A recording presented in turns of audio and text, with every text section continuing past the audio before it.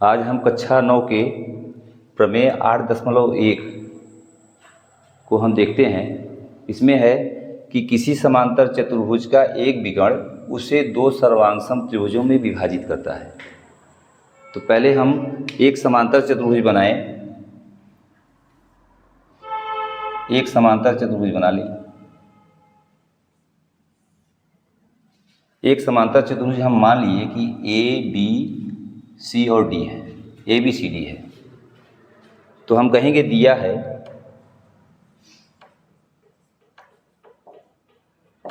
दिया है समांतर चतुर्भुज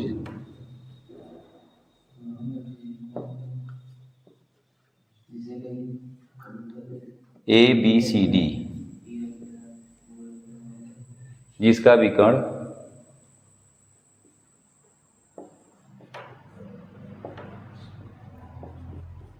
तो दो हो सकता है। हम मान लें कि एक ही विकर्ण है, एक विकर्ण यही है ए सी। हम इसको मिला दें, विकर्ण ए सी जिसका विकर्ण ए सी है, यही दिया है। हमें सिद्ध क्या करना है?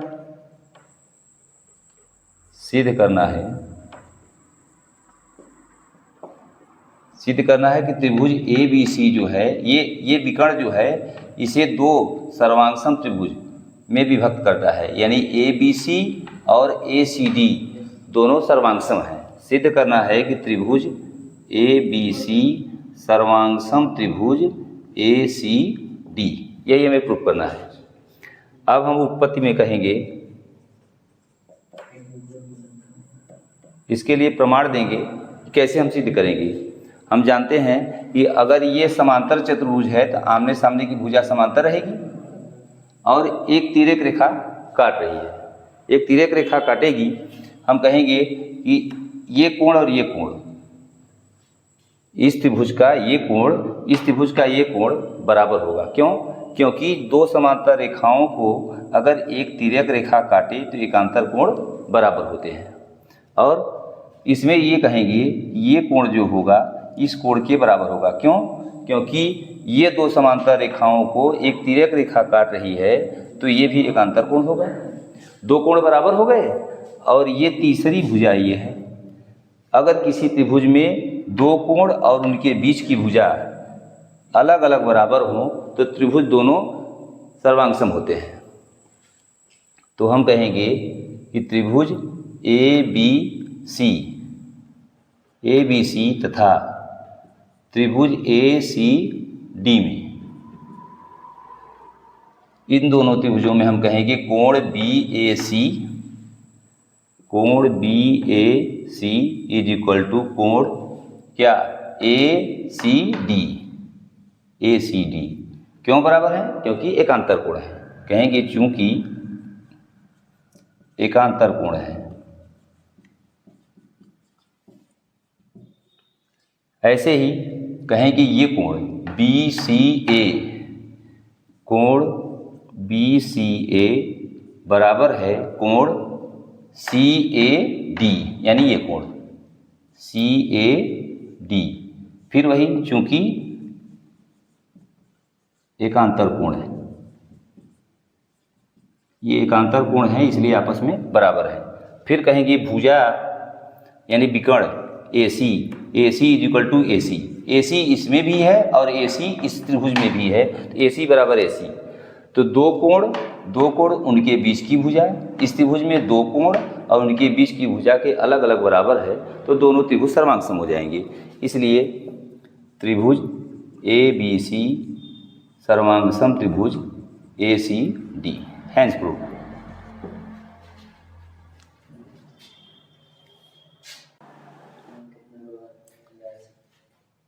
अब हम दूसरा प्रमेय 8.2 देखने जा रहे हैं कि किसी समांतर चतुर्भुज में सम्मुख भुजाएं बराबर होती हैं। हम समांतर चतुर्भुज एक बना लें।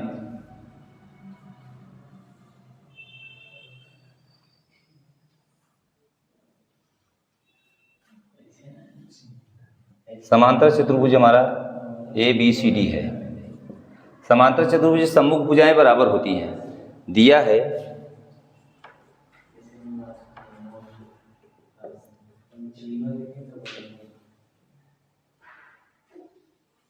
समांतर चतुर्भुज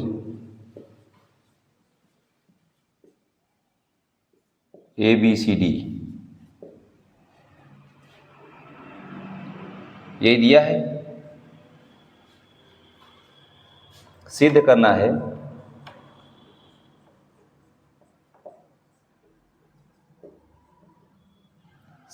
है कि सम्मुख भुजाएं बराबर होती हैं, यानी AB बराबर DC तथा AD बराबर BC।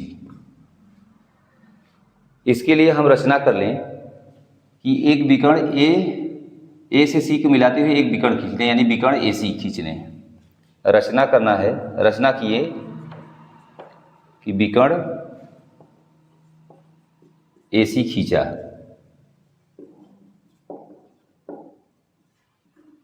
अब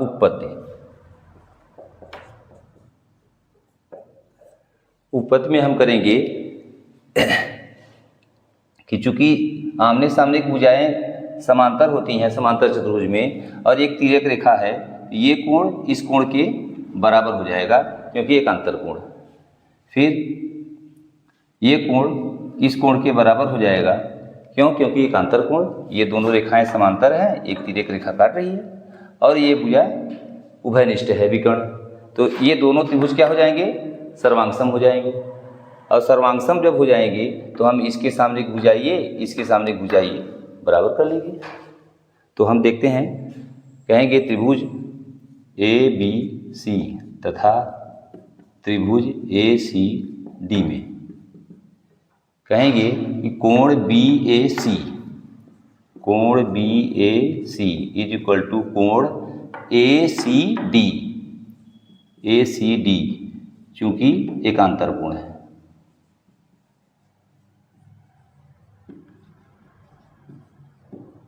फिर कहेंगे कोण BCA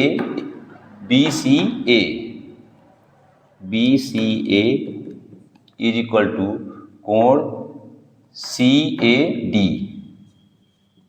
ये भी हम कह देंगे चूंकि एकांतर कोण है। और कहेंगे AC बराबर AC, दोनों में उभयनिष्ठ है, अतः त्रिभुज ABC सर्वांगसम त्रिभुज ACD। जब सर्वांगसम हो जाएगा हम कहेंगे सभी भुजाएं ये भुजा इस भुजा के बराबर, ये भुजा इस भुजा के बराबर, अतः AB is equal to DC तथा BC is equal to AD। Hence proof.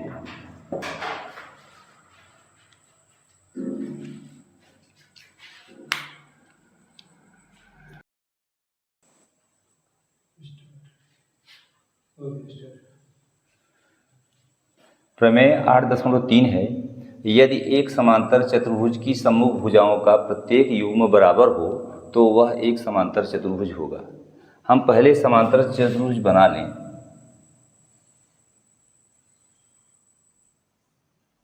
मान लिया कि समांतर चतुर्भुज हमारा ABCD है, ये ABCD ये समांतर चतुर्भुज है, और ये कह रहा है कि सम्मुख भुजाओं का प्रत्येक युग्म बराबर हो, यानी ये भुजा इस भुजा के बराबर, ये भुजा इस भुजा के बराबर हो। तब हमें सिद्ध करना है कि वह एक समांतर चतुर्भुज है। हम मान लिया कि ये एक चतुर्भुज है, अभी ये समांतर चतुर्भुज नहीं है, हमें प्रूव करना है कि ये समांतर चतुर्भुज है। इसके लिए हम कह दें, दिया है चतुर्भुज ABCD जिसमें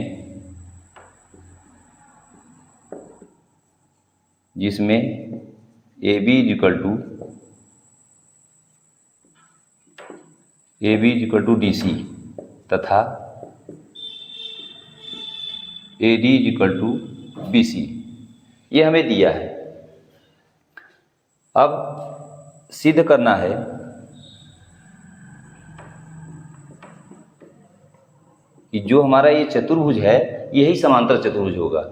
तो सिद्ध करना है कि चतुर्भुज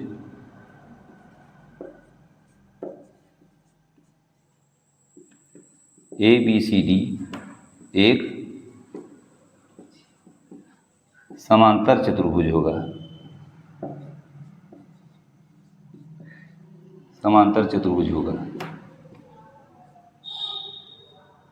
अब फिर रचना करेंगे हम। रचना करेंगे कि विकर्ण AC खींचा, इसी को हम खींच लें।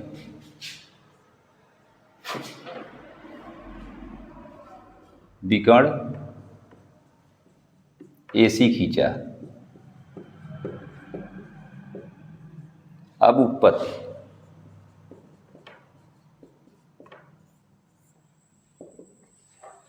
उत्पत्ति में हम त्रिभुज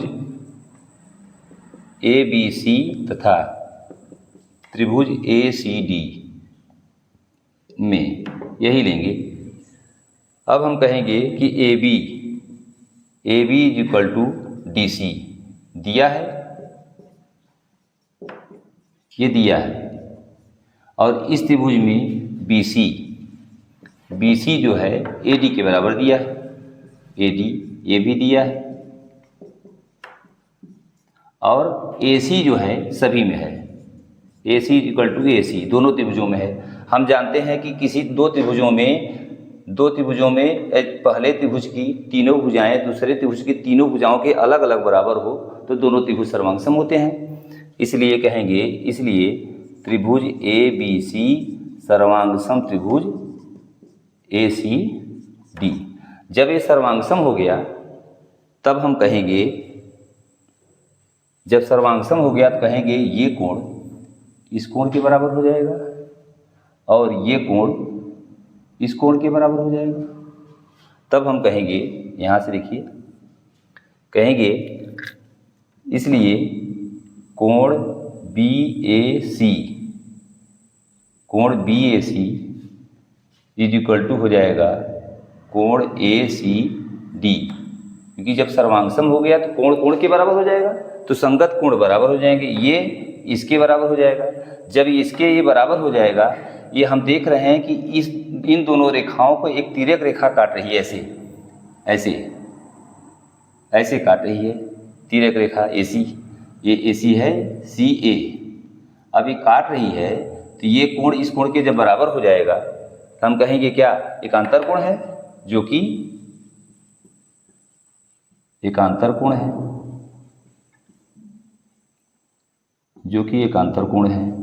जब एकांतर कोण है और आपस में बराबर हैं, जब एकांतर कोण है आपस में बराबर हैं तो ये रेखा क्या हो जाएगी, इसलिए AB समांतर DC। अब हम कहेंगे कि ये कोण BCA इज इक्वल टू कोण DAC। फिर यही यहाँ भी ये एकांतर कोण है, जो कि एकांतर कोण है। जब एकांतर कोण है और बराबर हैं तो इसलिए हम कहेंगे क्या कि AD समांतर BC। अतः ABCD एक समांतर चतुर्भुज होगा। हैंस प्रूफ, आमने सामने भुजाएं समांतर हो गई, ये समांतर चतुर्भुज हो गया।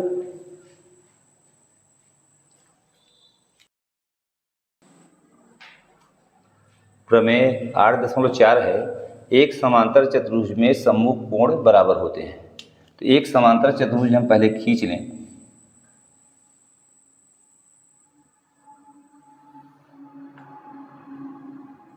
ABCD, इसमें कह रहे हैं सम्मुख कोण बराबर होते हैं। सम्मुख कोण का मतलब ये कोण इस कोण के बराबर हो और ये कोण इस कोण के बराबर हो, यही हमें सिद्ध करना है।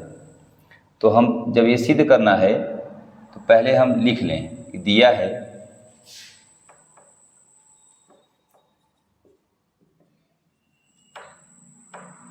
समांतर चतुर्भुज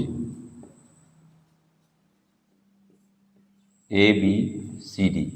समांतर चतुर्भुज दिया है और हमें सिद्ध करना है कि सम्मुख कोण बराबर होते हैं। हम जानते हैं कि समांतर चतुर्भुज की सम्मुख भुजाएं बराबर होती हैं, अभी हम पिछले प्रमेय में सिद्ध कर चुके हैं। तो सिद्ध करना है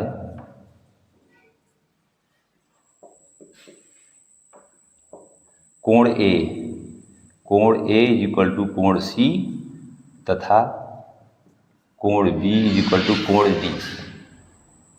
अब हम रचना कर लें। रचना ये करेंगे कि ए को सी से मिला दें। ए को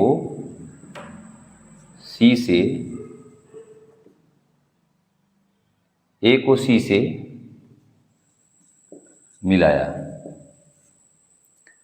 अब उत्पत्ति, अब मिला दिए।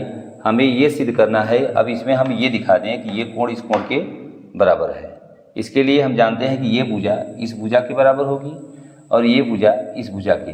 इन दोनों त्रिभुजों में अगर देखा जाए, ये भुजा इस भुजा के बराबर, ये भुजा इस भुजा के बराबर और ये उभयनिष्ठ है, इसलिए त्रिभुज सर्वांगसम हो जाएगा। जब सर्वांगसम हो जाएगा तो हम कहेंगे ये कोण इस कोण के बराबर हो जाएगा।